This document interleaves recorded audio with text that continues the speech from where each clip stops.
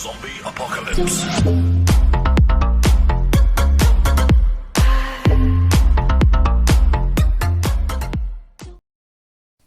Hello everyone and welcome back to my channel. For those who don't know me, my name's Calvin and I do welding videos. And I've got a new video here for you lot today. So let's get it started. So in this video I'm going to show you lot how I make my make a square branch and weld it onto a 14-inch piece of pipe. And I've got some good arc shots for you lot to see. So I hope you lot enjoy.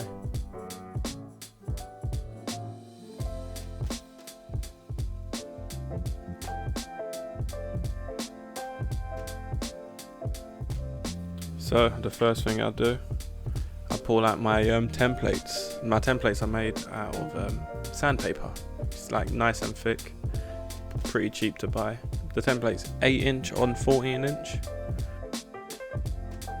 What I normally do is make the square branch by hand and then copy the template onto a piece of sandpaper once it's done. And that's what I'm doing here. I'm just burning it out. I never had the exact right size template. I had I had 8 on 12 and I needed 8 on 14, so I've cut the template to the 12-inch. I'm gonna have to see how it lines up and then modify it after so it fits perfect. So that's what I'm doing now, just cleaning up the pipe.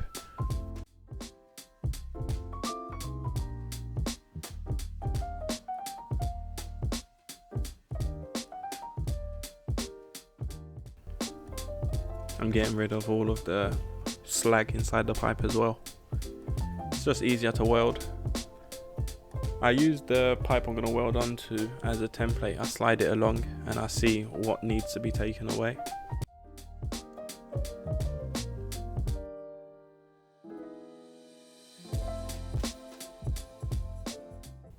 Usually I would have put the 14-inch pipe on the rollers and stuck the 8-inch on top of the pipe, but it was too heavy, so I've done it this way here.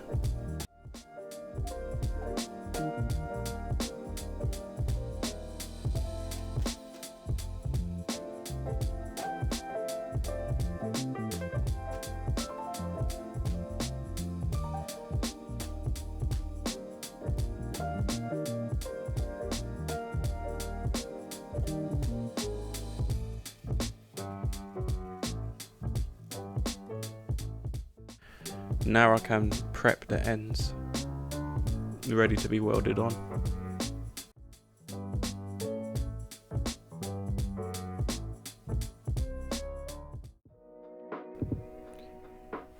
I'm marking it to take to the saw to be chopped down to the right size.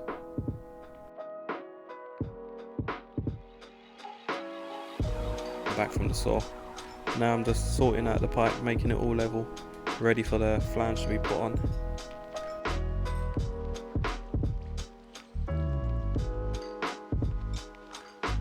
There's a spider clamp.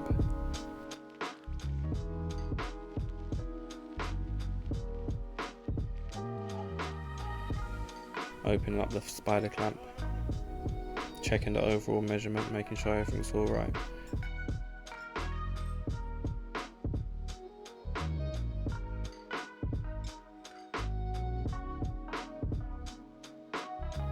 I do it this way here, so when I put the square branch on later on, it's naturally going to line up level, and I use my level to scratch a mark on the top dead center in order to put the socket on. Pretty simple stuff, just checking and double checking. Gonna burn the hole.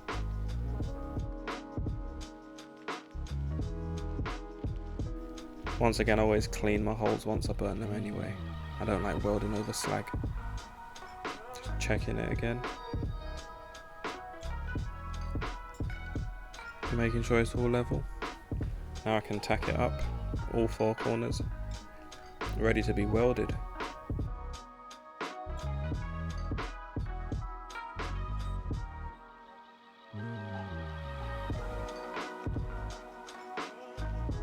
All tacked up now. On my machine settings, I run 19.5 volts and 6.5 meters a second.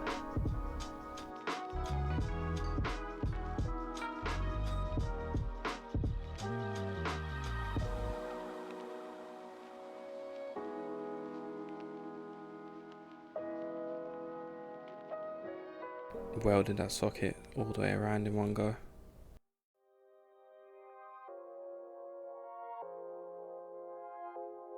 And then now I'm just routing it.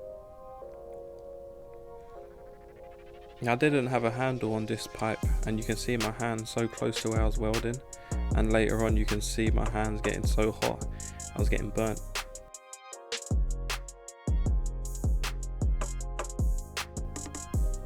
But it's all done just to keep everything fast.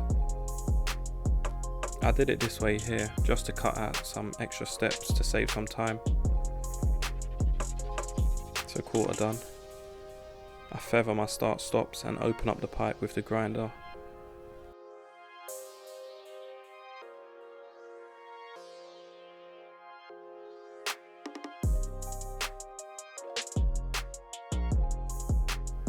I like a 3mm gap for when I'm welding. Anything above 10 inch, 14 inch, then I would add a 4mm gap. But usually 3mm is a nice gap to weld, especially when you don't have any landing edge. You'd prep it right down to nothing. It's just nice and easy to weld. You can see the keyhole and the root just goes in nicely. And that's what's happening here. My welding settings. The Welding Machine has a special synergic root setting, so it's not so much manual. It's a synergic setting, and I weld at 150 amps. But this is my cap setting, 248 amps.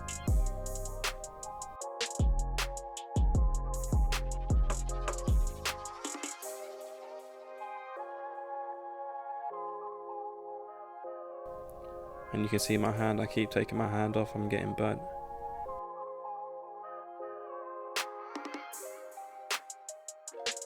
When I'm doing my caps, I keep my gun in a position so the molten pool solidifies at 12 o'clock. By it solidifying at 12 o'clock, it doesn't drip and just comes out nice. There you can see my hand getting burnt. But yeah, when I'm welding, I'm letting the molten pool touch both sides and I'm moving straight on. Changing my settings to the socket settings, 180 amps for the socket.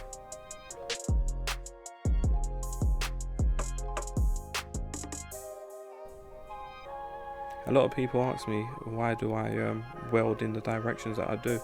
I think with pulse, it doesn't really matter which way you weld.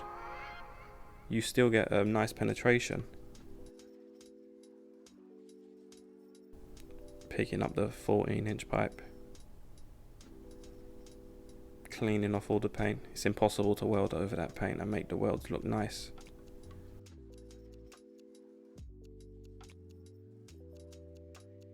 Marking up the center of the square branch, and this 8-inch, so it's 110mm either side from the center. Put them 2 marks on, and then I know where to put the square branch.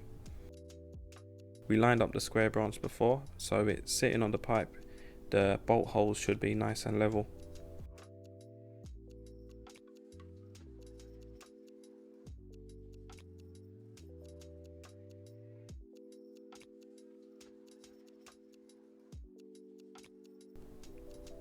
I spend a lot of time just making sure the square branch is in the perfect location before marking up ready to be cut.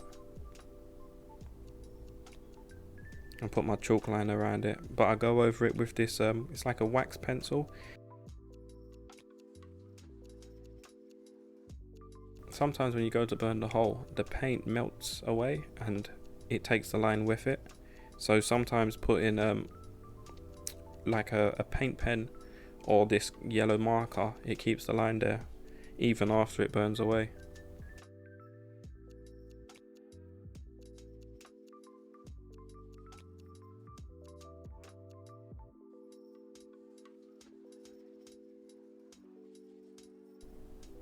I was quite impressed. It came out in 2 runs. But here's a close one. I drop the biscuit and it hits my tripod, and my phone, what I'm recording with, drops off, and luckily I caught it just in time.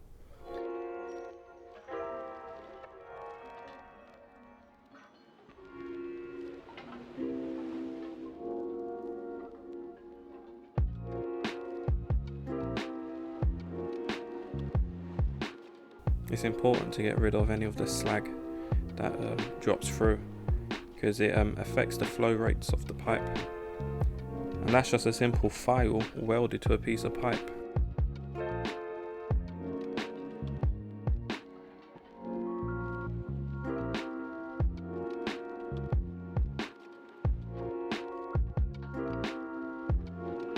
The socket is the perfect height with the level to make the pipe line up to the center of the other pipe. I'm just taking my time making sure the square branch is in the right exact location. Checking my overall, my bolt holes, everything.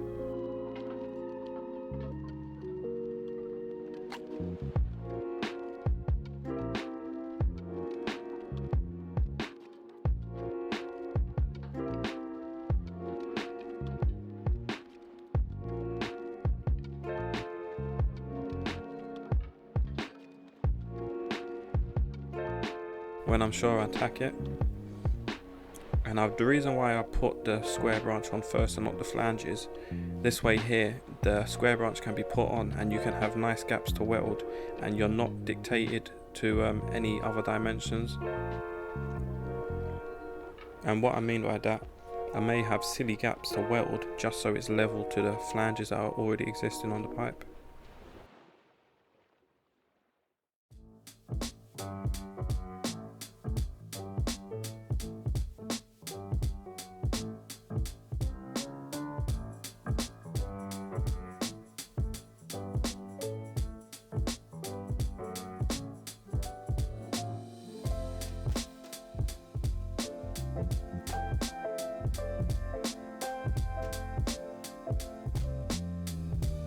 I'm putting a brace on it because such a long square branch is inevitable. It's going to bend and pull when you're welding, and then another brace to stop the pipe from going oval shape and stopping the flange from sliding on nicely.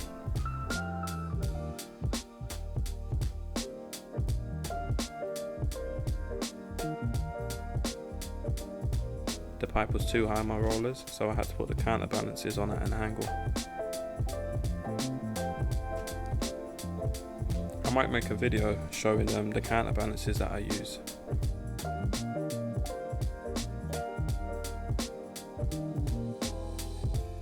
With this square branch, I'm welding it quarters to quarters, just to minimize the pull. And it's a huge gap I've got there, but I like a big gap because it allows me to make sure I've got nice penetration on my root. All of this work I do is to class 2 standards, but I try to do the best welds that I can.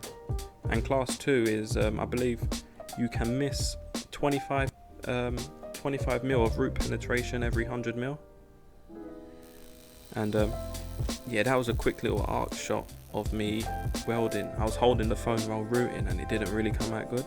So I called over my little brother, and you see the arc shots coming up, he was recording it for me.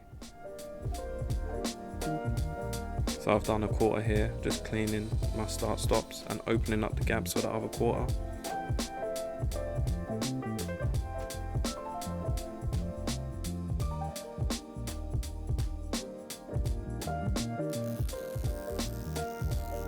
So here we go, these are the arc shots of the final 2 quarters. I never knew until watching back this video how far my wire sticks out. For me, doing it, the wire is just like perfect length, but here on the video it seems so far. Nor do I realise how dirty my tip is with all this slag. Yeah, just rooting it.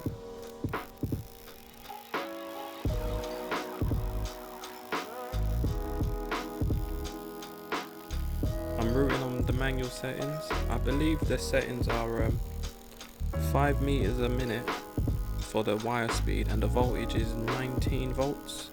I find that just a nice setting. It gives me a lot of control while rooting.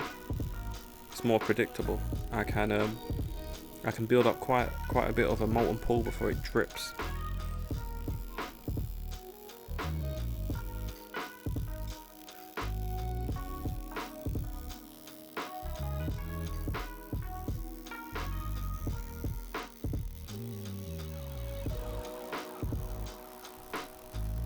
You can see the prep, how important it is for the prep to be at the right angle so you can get your wire right in there. And with no landing edge, the root goes in nicely.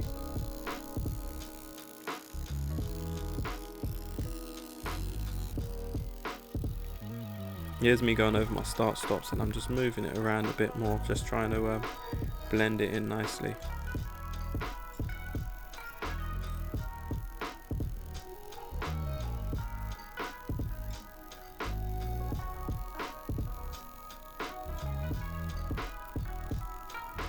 I thought it was on my start stop, actually wasn't. Oh, I see. Yeah, this was a tight gap, and the pipe was touching each other, so I feathered it right down to nothing, and I'm just giving it some wiggles just so it makes sure it touches all edges. Yeah, you can see that the pipe's almost touching and there's no gap, but it's feathered away to nothing, so it just melts away anyway. I just got to make sure I'm conscious, knowing that it's there, and I have to angle the wire slightly onto it.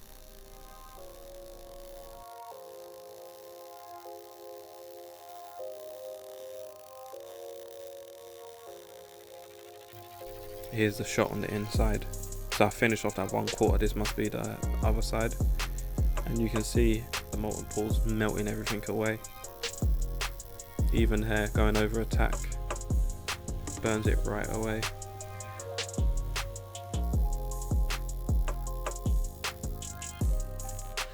And here's the cap now. I'm welding it at 250 amps. Nice and powerful, melts everything away and blends it all into one. But you got to be careful, making sure that you're still always moving, otherwise you'll blow through, because you're only welding through a root basically. It's a couple mil. I know I'm going to put another run on it, so I'm focusing my attention on the bottom, making sure I don't get any overlap and it blends in nice and smooth, because I know later on I'm going to put a grinder in on the top, open it up a little bit and then put another run in on it.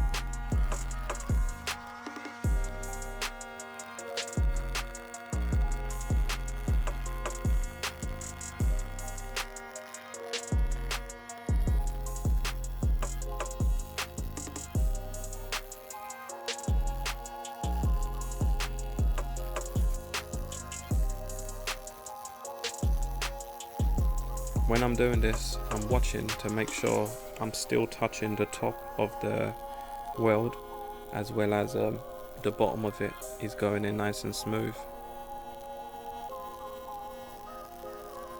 And you can't see it, but I'm rotating the pipe at the same time.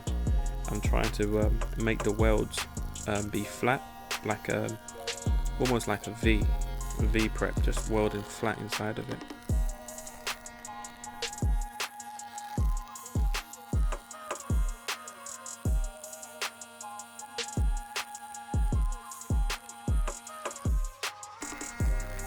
I think we've jumped to the other side. I never knew how much my hands shake and how much the torch moves when I'm doing this. But luckily for me, I've got pulse, so the pulse just makes everything blend out, and it's really hard to see the hand movements when you're welding like this. But I've got quite a long leg length on this, like I said, because I know that I'm going to put another run on top, so I'm welding it a little bit different. There's no need for a fill, because a nice powerful bottom run and then a less powerful sealing run on the top is perfectly good enough. Here I'm coming over my start stop, and I tend to slow right down before going over it, and I go over it by at least 10 mil. That way I know I've got a nice penetration and there's no pinholes in it. And here's the second run.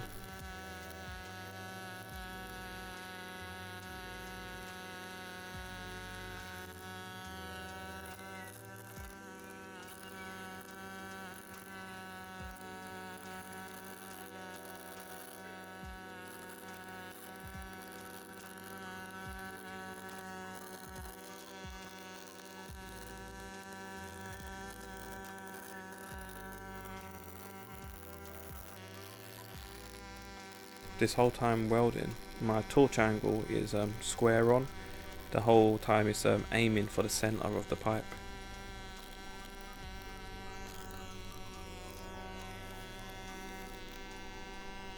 We should be coming up to the finish of it soon.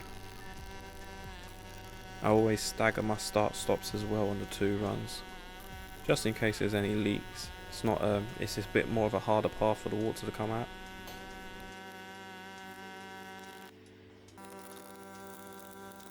All of this job anyway is all low pressure stuff anyway. It mostly carries water and coolant around data centers. So again, coming up to my start stop.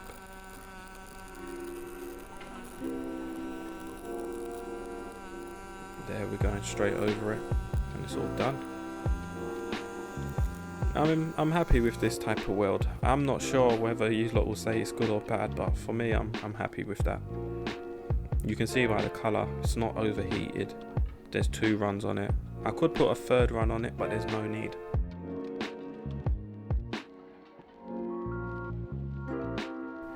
And the route, you can see it's gone around 100% all the way. I can't complain with that. So now the square branch is done. It's time to put the final 2 14-inch flanges on. Cutting off that brace. I've got a huge spider clamp. It makes this so much more easier. Otherwise you'd have to use V-stands and you can't get the alignment perfect.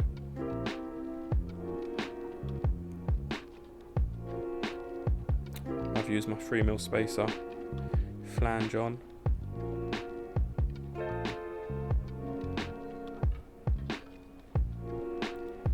And some of you have been asking, yeah, I do work alone. Every now and again, if I really need help, I'll call someone. Other than that, for everything I do, I'm by myself. Where I can, I put tacks on the inside, because then I know I can feather them away nicely and they disappear when I weld over them.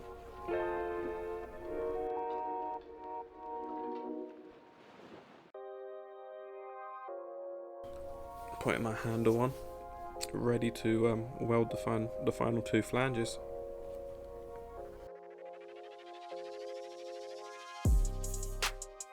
I use my 9-inch grinder to open up the gaps.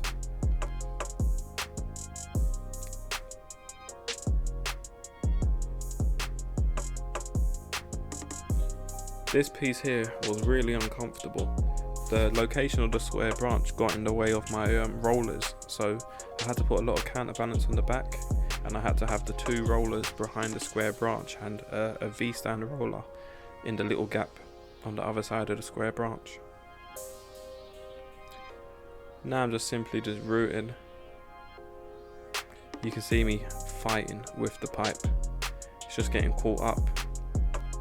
But this happens every now and again. You can't always have everything perfect for you. A lot of the time you're actually fighting the pipe.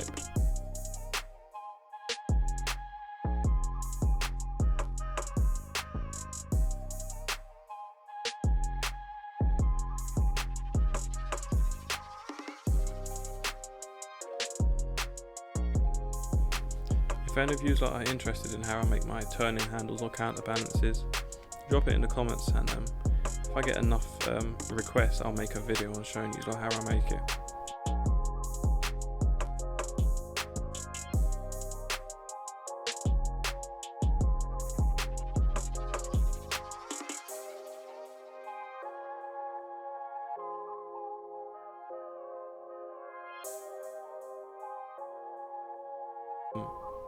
The reason why I don't show you a lot of welding shots is because there's tutorials out there for how to weld.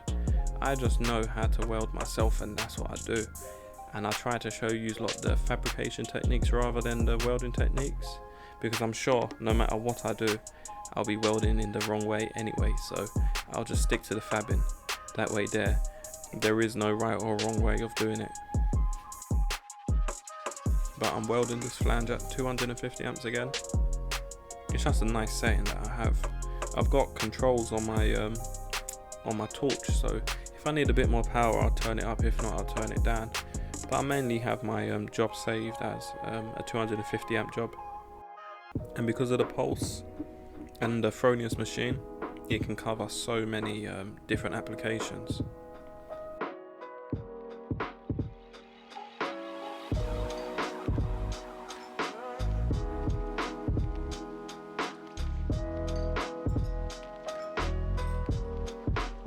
Again, welding that flange at the root set in 150 amps energic, and now a pulse cap. And this is a handy little tool I made. I put marks on a flange square that I made, and then it's got the perfect socket location measurements: 100, 150 mil, 200, 300, and it makes putting sockets on a whole much more easier.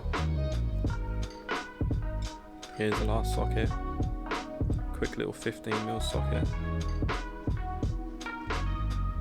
You see I'm holding the level and the bolts in my hand, because I'm just trying to not double handle, and trying to make everything go as smooth and as fast as possible, because I'm on price, so a lot of my techniques are there just for speed. And yeah, this is the job done. Let me know what you lot think, what you lot like to see more of, and I'll do my best to show you. Well, thanks for watching. If you like what you see, I'd greatly appreciate a comment, a subscribe and a like, and I'll see you in the next video. Take care.